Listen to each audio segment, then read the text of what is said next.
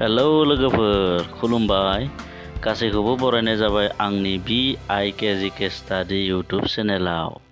अब्ला थौदो जों दिनैनि भिडिअखौ जागायनोसै। सोंलु नाम्बार 1, माबायदि आथोन खालामब्ला मादै आदैयाबो गाबना लायो? फिननाय: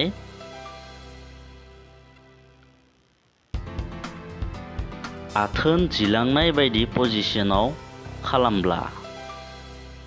सोंलु नाम्बार 2, बै हिन्जावा सोर जाय उन्दुलांनाय समावबो खालामजायो?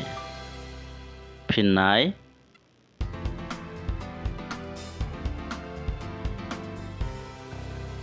आथोन खालामजानो लुबैग्रा एबा जोबोर आथोन खालामजानो लुगैग्रा हिन्जावफोरा।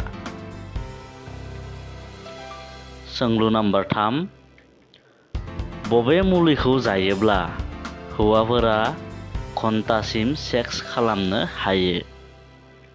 फिननाय: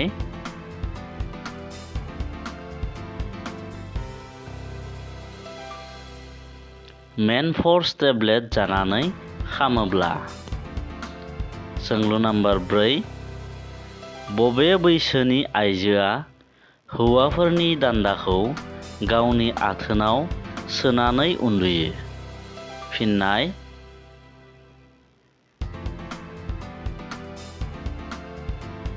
25 निफ्राय 30 बोसोर बैसोनि हिन्जावफोरा।